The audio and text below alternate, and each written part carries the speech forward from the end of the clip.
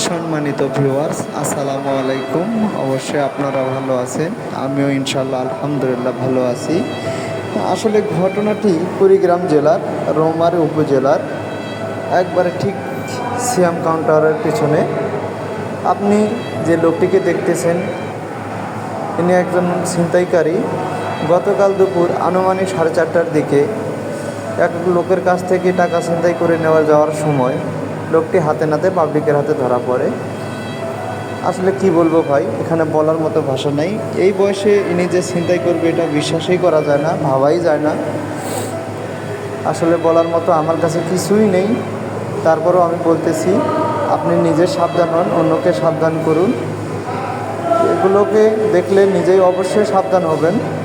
লোকটির বাড়ি কুড়িগ্রাম জেলার রৌমারী উপজেলার জাদুচর ইউনিয়নের কমরভাঙ্গি গ্রাম। লোকটির নাম হলো আমির আলী। ধন্যবাদ। ভিডিওটি ভালো লাগলে অবশ্যই শেয়ার করে দিবেন। আপনি নিজে সাবধান হবেন, অন্যকে সাবধানে রাখবেন। আসসালামু আলাইকুম।